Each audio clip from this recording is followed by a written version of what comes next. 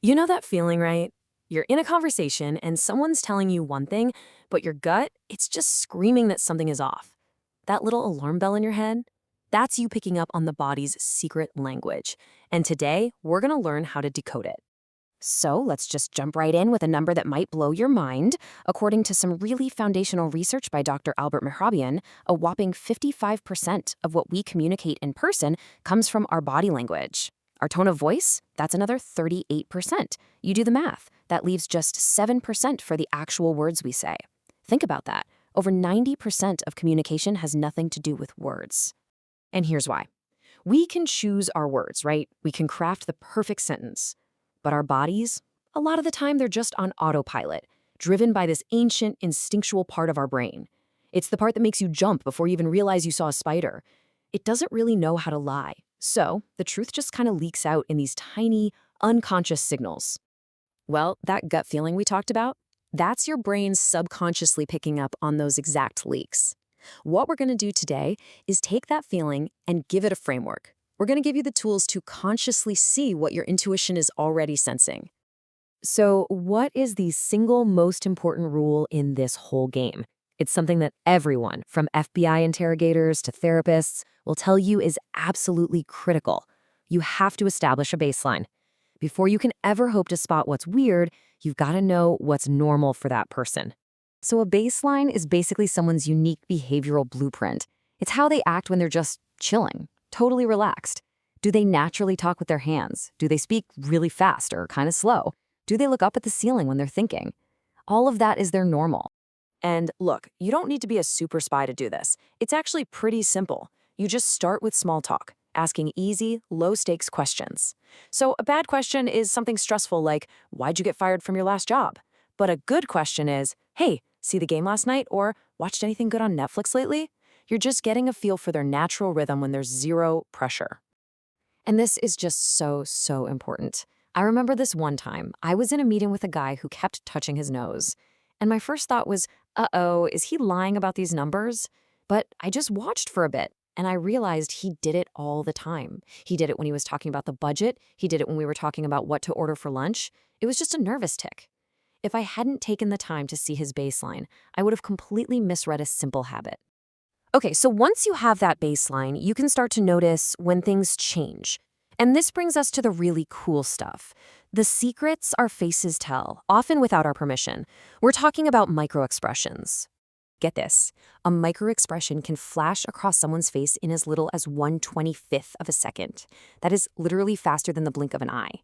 These things are pure, unfiltered emotional bursts that happen before our conscious brain can even think to stop them. They're like these tiny little windows into how someone truly feels. And the amazing thing is, research from Dr. Paul Ekman found that there are 7 of these that are totally universal. Doesn't matter what culture you're from. For instance, a real smile, real happiness, isn't just the mouth. It's got to have the eyes involved, those little crow's feet wrinkles. And then there's contempt. That one's pretty unique. It's the only one that's asymmetrical. Just one side of the mouth pulls up in this little smirk. And that's the whole point, right? That's why they're so reliable. You can't just decide to make these expressions happen in a fraction of a second. They're hardwired reflexes from that primal part of our brain. They are one of the most honest signals a person can send. So you see one of these flashes on someone's face. What does it actually mean? Are they just hiding a feeling, or is it something more? This leads us to a really important distinction: the difference between just suppressing an emotion and actively trying to deceive someone. Think about it like this. Your friend just went through a tough breakup, and they tell you, no, I'm fine, really. But for a split second, you see this flash of pure sadness. That's emotional suppression. They aren't lying about a fact. They're just trying to hide how they feel. But now picture a suspect telling an investigator, I was home all night. And as they say it, you see a flash of fear. That could be a clue to deliberate deception. See the difference? But, and this is maybe the single most important takeaway here, that flash of fear on the suspect's face does not automatically mean they're guilty. Not at all. It could mean they're afraid of being disbelieved. It could mean they're just scared of authority figures. A single microexpression is just a clue. It is never, ever a conclusion. The context is everything.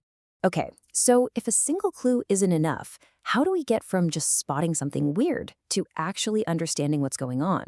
Well, now we have to put all the pieces together. This is where we stop looking for a single tell and start looking for patterns.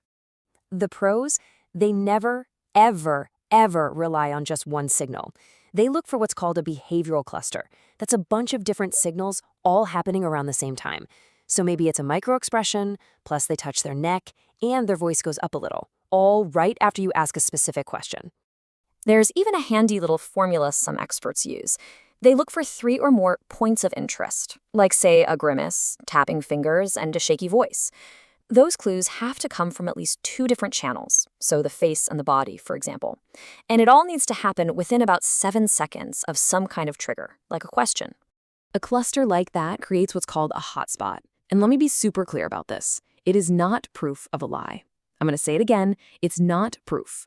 What it is a giant blinking neon sign that says, hey, this topic right here, this is causing some kind of stress or conflict for this person. It just tells you where you need to ask more questions, to dig a little deeper. All right, we've covered a ton of ground here. We went from finding a person's normal, to spotting these split-second facial expressions, and then to finding meaningful patterns. So how do we boil all this down into something you can actually use?